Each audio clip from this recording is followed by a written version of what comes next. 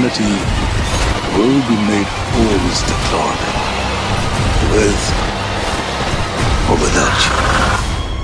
I think it's me. It's all falling apart here. I can't believe what's happening. There's some fantastic lighting. Yeah, absolutely. There we go. Yeah. Here's So the just like engine. we saw in the concept, it's dark. It's really hard to see what's out there, and we do that on purpose to contribute to the fear of the unknown, right? You don't know what's back there. We're doing that on purpose. But then there's just a little bit of life in there, just so that it's not a completely dead scene. And then as we look above us, we see the massive engine, and it makes us feel small and insignificant, right? It's looming.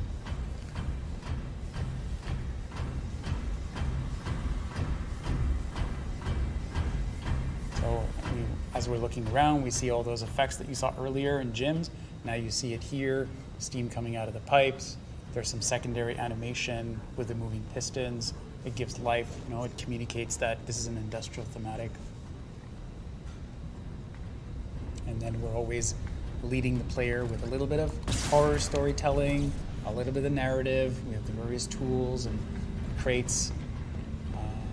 I love the masks on sign up there. Yeah, yeah. Quite thematic. Safety first. Dead Space is a game about safety. Okay, so in this state, now we're in a state where it's starting to, we've powered the room, so the engine is slowly starting to rotate, a little bit of life to it.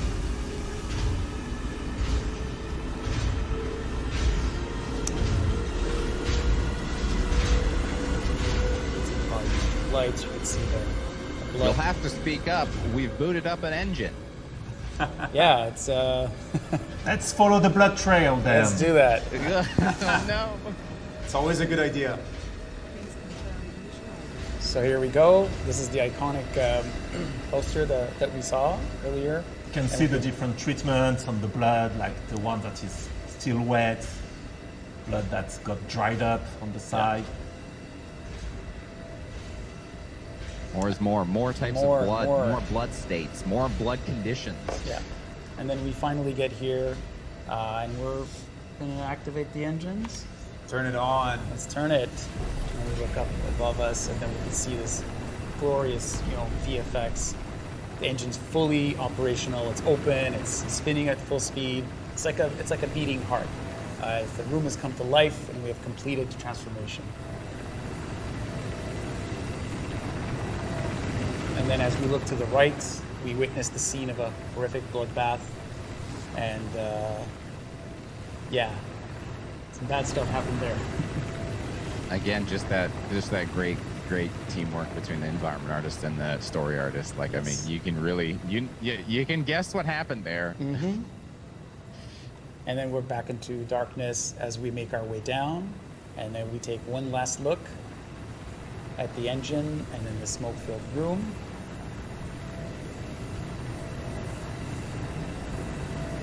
And that's it. There's those sparks. Yeah.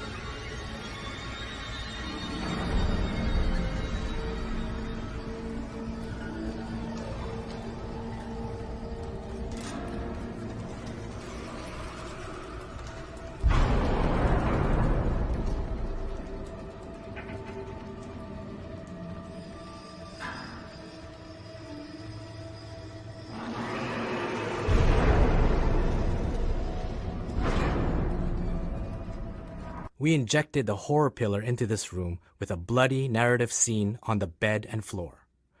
We want to insinuate that something horrible happened here and give that sense of danger looming around every corner. Thank you for joining us on this behind-the-scene look at the environment art process. The first thing I'd like to show you is how some of our VFX can react to changing environmental conditions.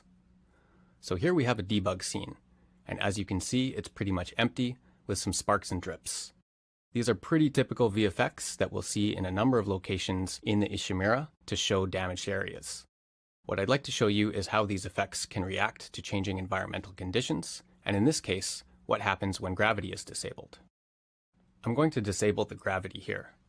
And right now we can see that these VFX are behaving differently, and they're no longer falling to the floor. Now there's a lot more happening than just the gravity. I can make a number of artistic choices as to how the VFX behave. For example, with the drips, I wanted to extend their lifetime so they spread out across the room rather than disappear quickly. For the sparks, I reduced their turbulent motion because when they had a lot of turbulence, it felt like they were still in normal conditions. There's a number of things that we can modify so that when the player interacts with these effects, they'll feel believable and well integrated. These little details can really add up to help tell the story and make the Ishimura feel like it's alive. The final thing I wanted to show is our interactive atmospherics. So here I am in another test map. I have a few debug lights floating around so we can see what's happening here. I'll just back up and start one of our steam effects. So what do we have here? It's a volume-based 3D simulation.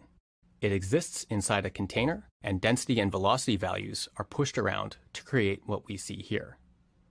Something that's cool about this simulation is that it lives in the physics world, so if the player walks through it, it will interact. Also, if I pick up an object, like this battery, it will also behave quite naturally. This will work if I spawn an enemy. I disabled its AI, so it won't attack me. As you can see, the steam will collide and interact with him too. This effect also works quite well with our lighting and renders with the rest of the fog we have throughout our game. And that's it for today.